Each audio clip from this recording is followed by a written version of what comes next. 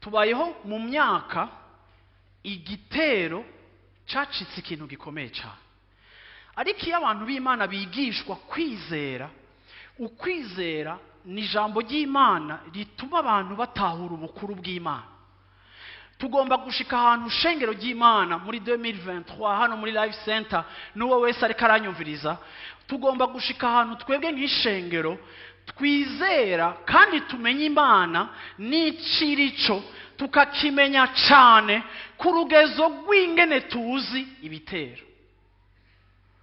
Igihe kirageze ku buzima bwawe aho uba informe bikwiye kubijanye n'amasezerano y'Imana dufise muri Kristo.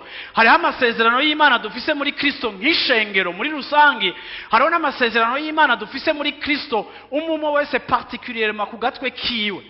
Hari ijambo Imana yakubwiye, yaguhaye, wubakiye ku buzima, nk'uko yabwiye Paulo ati muraza kuzigamwa. Iryo ni ijambo yahawe, ararikomunika.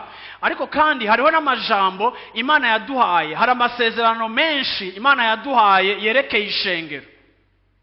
Nico gituma kuri aya meza y'umwami turiko, igihe duhura tugasangira ijambo ry'Imana, ikintu kinini yadukora tubasangiza, tukabeexposa ku ijambo ryo kwizera, kugira ngo tubarememo ukwizera gufatiye ku c'Imana iri kiravuga, gifatiye ku c'Imana isanzwe irico, kugira ngo abantu b'Imana bacike abahinga, bacike aba expert mu kumenya ic'Imana iri n'icishobora, kugira ngo igihe mu gitondo canke mwijoro bariko barabona ibitero biriko biragana ku buzima bwabo, ibitero bibasange bari blende, bari communique bikwiye kubijanye n'isezerano, kugira ngo ibitero babisuzugure atari kubera bidakomeye, ariko ari kubera bakomejwe no kumenya isezerano.